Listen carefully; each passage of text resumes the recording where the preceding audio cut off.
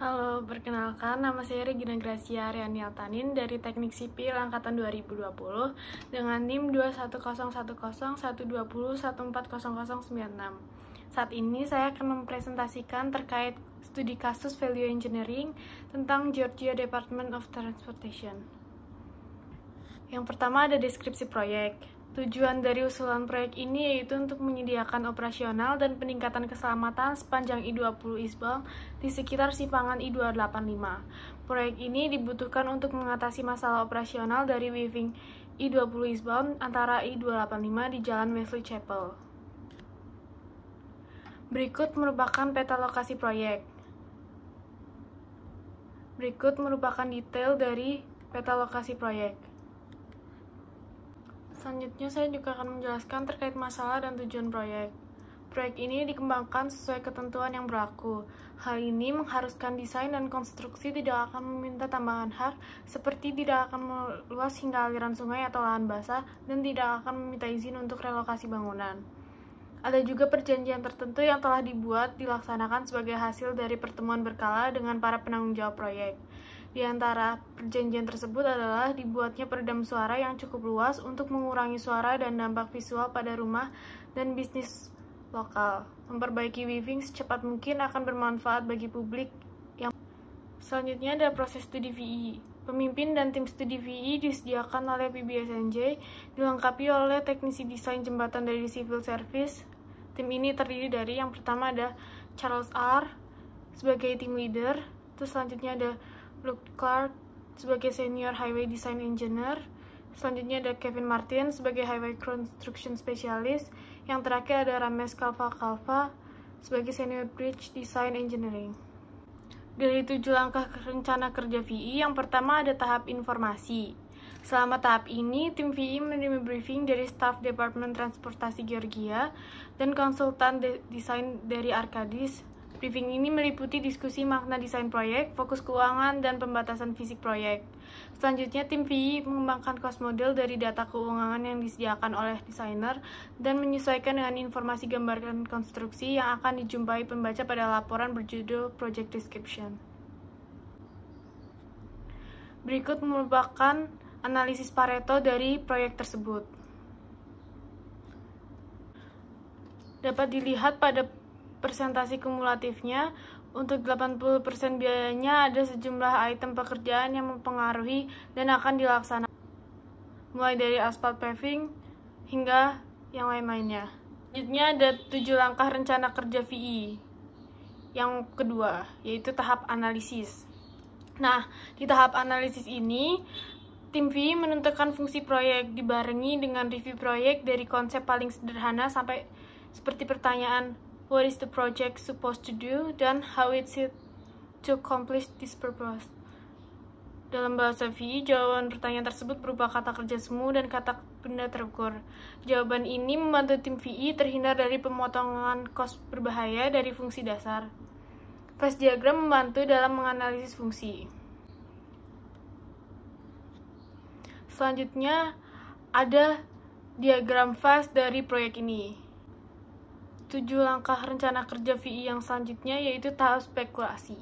Nah, di tahap spekulasi ini, tim VE melakukan brainstorming untuk mengidentifikasi ide yang mampu membantu mencapai tujuan proyek. Selanjutnya ada kesimpulan dan rekomendasi. Selama fase tim spekulasi, tim VE mengidentifikasikan 40 ide alternatif yang tampaknya memiliki potensi untuk mengurangi biaya konstruksi, meningkatkan produk akhir, atau mengurangi kesulitan waktu pembangunan proyek. Setelah fase evaluasi selesai, kita mendapatkan 9 gagasan alternatif yang bisa dipilih. Gagasan alternatif ini dapat ditemukan dalam bentuk formulir. Nah, selanjutnya ini ada creative idea listing yang udah diusulkan oleh tim VE dan selanjutnya diberi skor atau rating di sampingnya, mulai dari aspal konkret, miscellaneous, dan selanjutnya retaining walls dan sound barrier. Selanjutnya ada tahap evaluasi. Setelah tim VE mengidentifikasi ide-ide kreatif, Penting untuk menentukan ide mana yang lebih mempengaruhi. Hal ini dilakukan pada tahap evaluasi. Tim V melihat kembali keterbatasan proyek dan tujuan dari pemilik dan desain dari anggota tim. Setelah itu ditentukan ide yang dipercaya akan meningkatkan proyek dengan pemungutan suara. Tim V akan menilai ide-ide tersebut dari yang terbaik hingga yang terburuk. Selanjutnya ada tahap pengembangan. Nah, pada tahap ini tim V itu ngembangin ide-ide yang mendapat nilai 4 dan 5 aja. Apabila masih ada waktu, akan dikembangkan ide-ide tambahan. Tahap ini termasuk menjelaskan ide yang dirancang dengan ide asli mulai dari konsep keuntungan, kerugian, deskripsi teknis, dan estimasi biaya. Hasilnya dapat dilihat pada judul Study Result. Nah, ini saya akan menjelaskan tentang alternatif-alternatif yang akan digunakan. Yang pertama adalah menggunakan bahu luar dengan panjang 10 inch untuk jalur CD dengan desain asli, yaitu mengusulkan membangun bahu luar 12 inch untuk jalur CD. Dengan alternatif mengusulkan pembangunan bahu luar beraspal 10 inch untuk jalur CD dengan keuntungan pengurangan di trotoar kedalaman, pengurangan biaya konstruksi, pengurangan waktu konstruksi, dan tidak memiliki kekurangan. Berikut merupakan desain asli dan alternatif desain dari alternatif ini.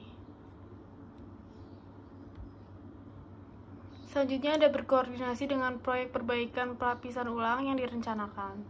Desain aslinya yaitu mengusulkan penggilingan semua beton aspal di bagian dalam 2 jalur di bawah lapisan beton yang mendasarinya. Alternatifnya mengusulkan mengkoordinasikan paving yang diperlukan dengan proyek pemilihan untuk menghilangkan 1 lapisan PIM dan 1 lapisan penggilingan. Keuntungannya pengurangan biaya paving dan pengurangan waktu konstruksi dan tidak memiliki kerugian.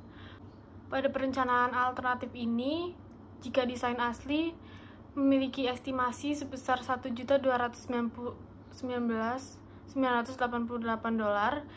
dan alternatifnya $0, maka kita bisa menghemat sebesar $1.219.988.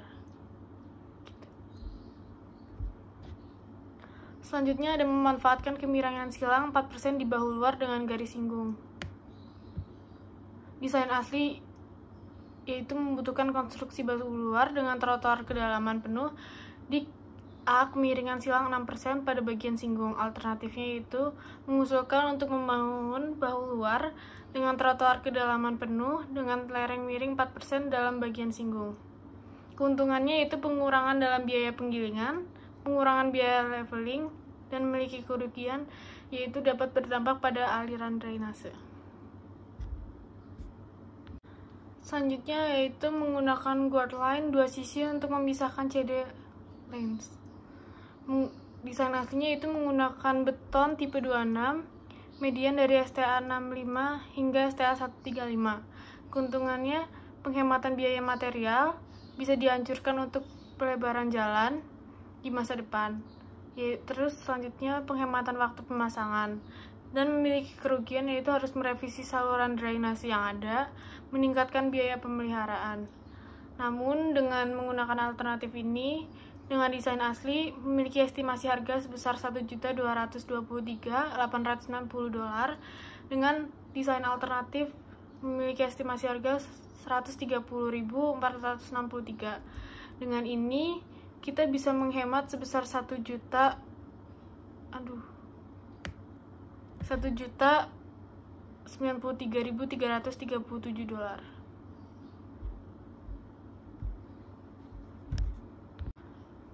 Selanjutnya yaitu menggunakan pipa besi ulir untuk drainase di senter jalan. Desain asli menggunakan pipa beton yang dikuatkan untuk drainase di senter jalan, memiliki keuntungan pengurangan biaya drainase, pengurangan pada konstruksi, dan tidak memiliki kerugian.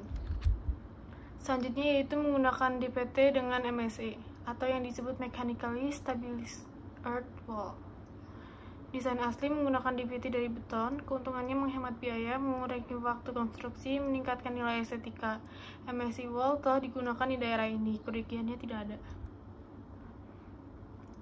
Memberikan dinding peredam suara pada DPT beton di tempat yang selayaknya. Desain asli Sebenarnya dibutuhkan dinding peredam suara di kedua sisi koridor karena DPT dari beton tersebut dekat dengan jalan raya. Alternatif ini mengusulkan penerapan teknik stabilisasi tanah untuk menahan lereng yang curam sebagai pengganti dinding penahan yang dipasang di tempat. Keuntungannya, yang pertama menghemat biaya, kedua mengurangi waktu konstruksi, selanjutnya mengkonstruksi yang lebih baik tidak mengganggu, yang keempat menyelamatkan pohon. Selanjutnya ada menggunakan sheet pile sebagai pengganti DPT dari beton. Desain asli menggunakan DPT dari beton, keuntungannya menghemat biaya, mengurangi waktu konstruksi, sheet piles bisa dijual kembali di masa depan, kerugiannya tidak ada. Selanjutnya pada 7 langkah rencana kerja VI, yang selanjutnya adalah tahap rekomendasi. Pada tahap ini, tim VI mereview ide alternatif untuk meninjau kembali ide yang berpotensi untuk sukses dan mampu meningkatkan fungsi proyek. Berikut merupakan ringkasan alternatif dan saran desain. Yang pertama dari aspal beton, yaitu dengan kode AC1 menggunakan bahu luar dengan panjang 10 inch untuk jalur CD dan dapat menghemat biaya sebesar $150.938.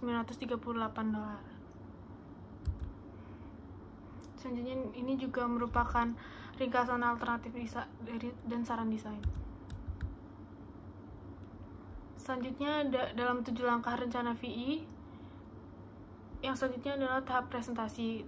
Tim melakukan briefing tidak resmi pada hari terakhir workshop. Presentasi ini untuk memberitahu pemilik dan desainer mengenai hasil yang didapat selama studi VI. Terima kasih.